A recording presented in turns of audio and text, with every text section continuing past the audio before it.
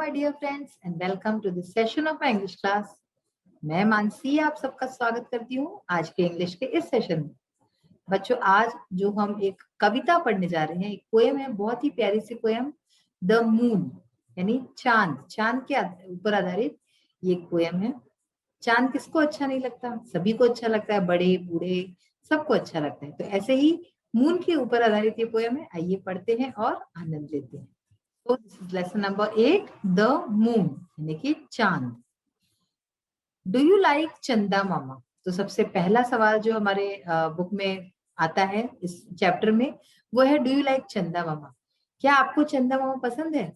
तो ये तो भाई कोई ऐसा होगा ही नहीं जो ये कहेगा कि नहीं मुझे नहीं पसंद। चंदा मामा तो सबको पसंद है। तो आप क्या लिखेंगे? यस आई लाइक चंदा मामा। तो आप क्या लिख सकते हैं? यस आई लाइक चंदा मामा वेरी मच। तो मुझे बहुत पसंद है चंदा मामा। ये इसका आंसर हो जाएगा। Now the second question, why do you like it? यानी कि आपको चंदा मामा क्यों पसंद है? तो भाई ऑब्वियस सी बात है, इतना सुंदर दिखता है चांद जब रात को दिखता है तो, और वो भी अगर पूरा चांद हो, है ना, पूर्णिमा का चांद हो, फुल मून जिसको बोलते हैं, तो कितना खूबसूरत दिखता है। तो आप क्या लिखेंगे इसमें आंसर में? I like the moon because it looks very beautiful. तो मुझे चांद पसंद है क्योंकि ये बहुत ही खूबसूरत दिखता है। And it illuminates the earth with its cool rays. और अपनी ठंडी ठंडी किरणों से ये पूरी अर्थ को, पूरी पूरी जो धरती है उसको प्रकाशित करता है। इल्यूमिनेट्स यानी कि प्रकाशित करता है। तो अपनी चांदनी से पूरी धरती को प्रकाशित करता है और बहुत सुंदर दिखता है, इसलिए हमें ये चांद इतना पसंद है। अब देखते हैं पोएम की तरफ। सबसे पहले हम पोएम एक बार पूरी पढ़ लेते हैं, इसके बाद समझेंगे। We will recite the poem. मैं जैसे बोलती हूँ आप ध्यान से सुनिए और इसका प्रोनाउंसिएशन अच्छे से समझ के आप भी वैसे ही बोलने की कोशिश कीजिएगा। The moon has a face like the clock in the hall.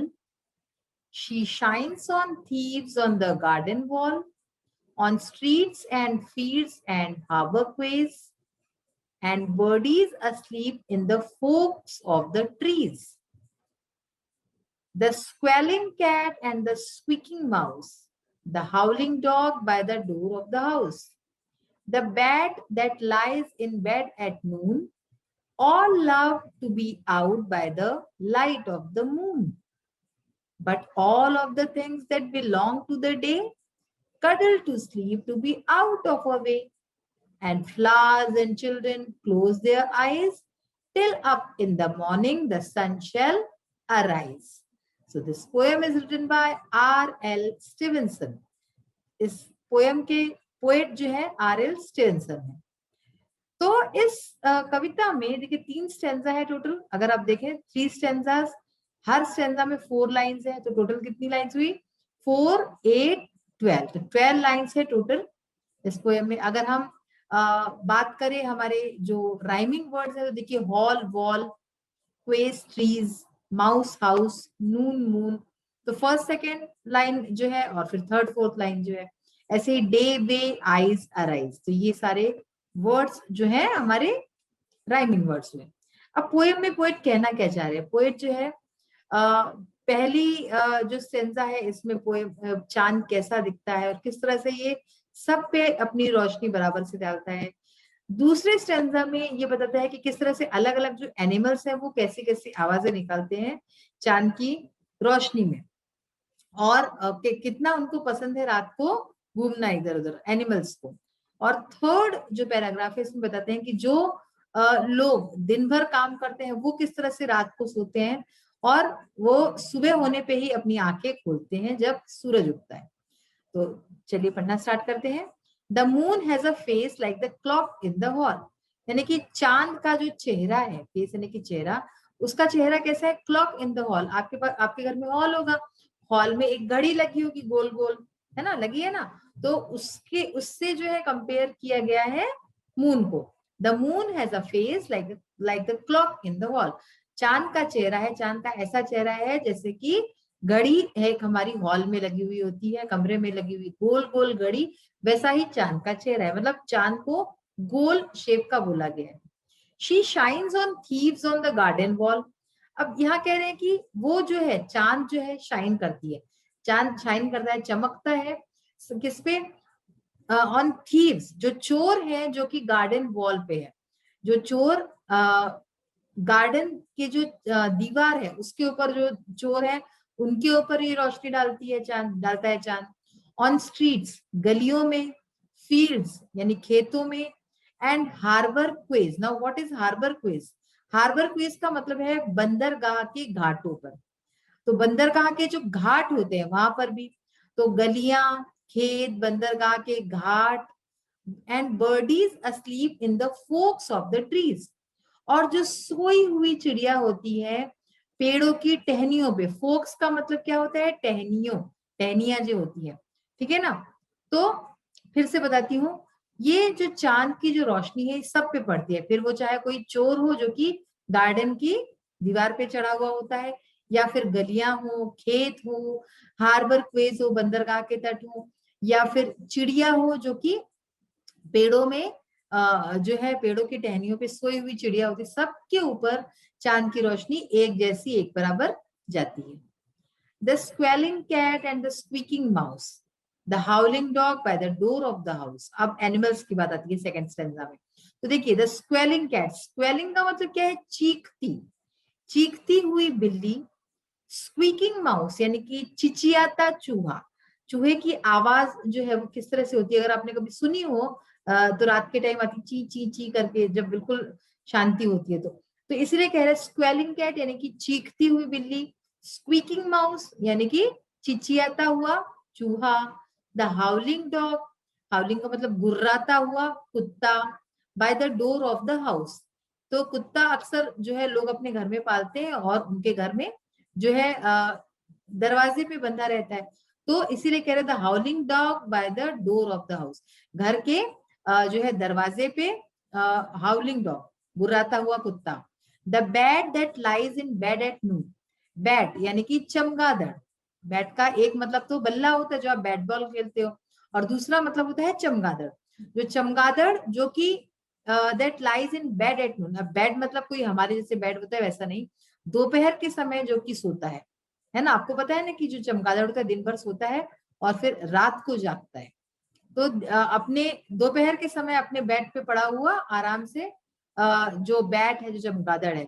All love to be out by the light of the moon. तो ये सब जानवर, जितने जानवरों का नाम लिया है, कैट, माउस, डॉग, बैट, इन सब को जो है रात को बाहर आना, लाइट ऑफ द मून, चांद की रोशनी में बाहर आना बहुत पसंद है, उनको बहुत प्यार है चांद की रोशनी में बाहर निकलने में, आने में। But all of the things that belong to the day, लेकिन जितनी भी चीजें हैं जो कि डे को बिलोंग करती है, दिन को, यानी कि जो दिन में हमको हमेशा एक्टिव दिखती है, फिर जैसे हम इंसान भी है उसमें। Cuddle to sleep to be out of her way, तो वो कडल करती हैं, कडल यानी कि सिमट के सो जाती, आप मतलब कि मिल के चिपट के सो जाती हैं। To be out of her way, तो जितनी भी चीज, जो लोग, जो चीजें दिन में एक्टिव होते हैं, वो लोग रात को जो है आपस में जो है कडल करके आपस में मिलजुल के सो जाते हैं। And flowers and children close their eyes, और फिर जो फूल होते हैं और जो बच्चे होते हैं वो अपनी आंखें बंद कर लेते हैं।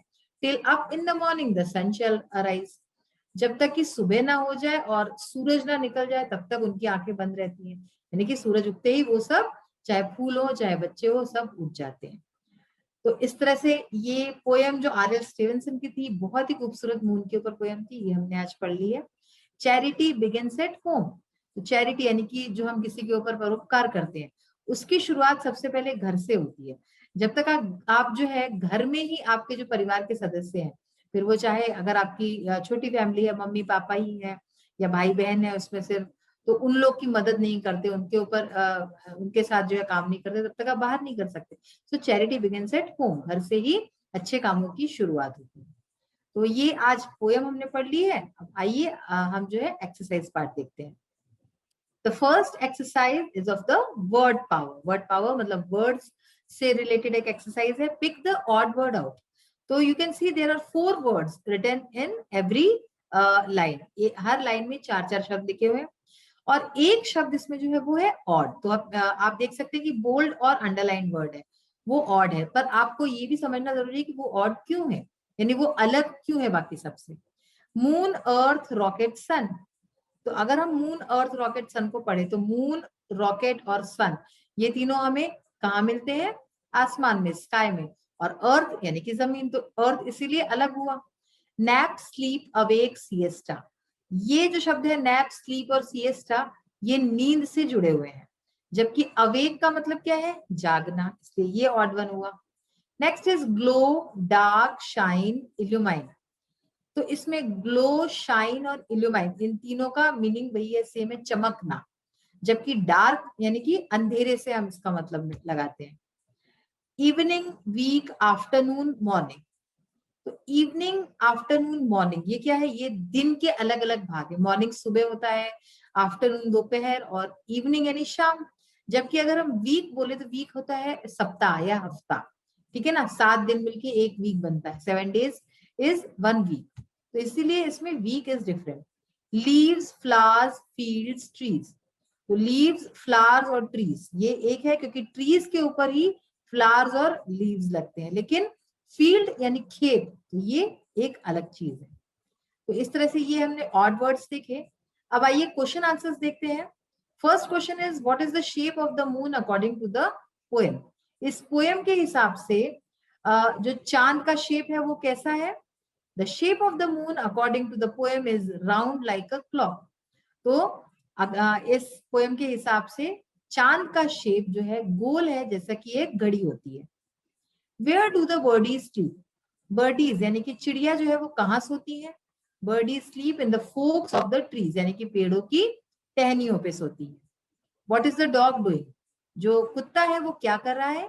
The dog is howling by the door of the house, यानी कि कुत्ता जो है वो घर के जो डोर है, जो दरवाजा है, उसके ऊपर वो जोर जोर से गुर्रा रहा है। Where is the bat. Bat कहाँ है? The bat is in the bed at noon. तो बैट यानी चमगादड़ जो है दोपहर के वक्त अपने बेड पे, अपने बिस्तर पे। अब बिस्तर आप इसको लिटरली मत लीजिएगा, मतलब कि वो सो रहा है। What do the flowers and children do till morning. बच्चे और फूल दोपहर सुबह तक क्या करते हैं? Flowers and children sleep till morning. तो बच्चे और फूल जो है सुबह होने तक सोते हैं।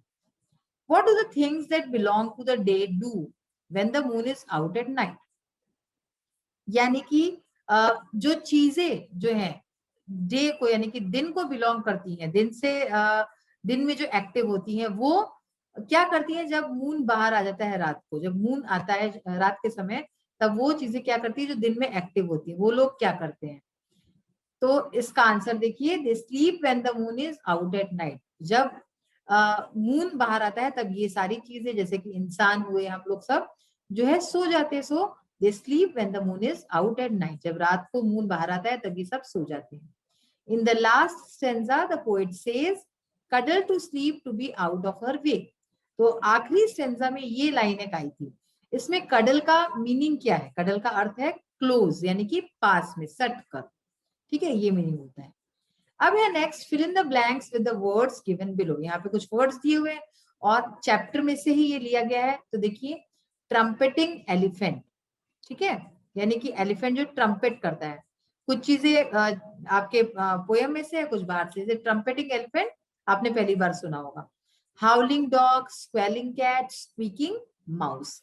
तो ये इस तरह से ये जो अंडरलाइन वर्ड्स है ये हमने फिल किए। तो बच्चों आज हमने ये पोयम पूरी पढ़ ली है। बहुत ही प्यारी पोयम थी, अनडाउटेडली आपको अच्छी ही लगी होगी। इसका जो और बाकी का रिमेनिंग पार्ट है that we will read in the next session. Till then take care of yourself, have a nice day, thank you.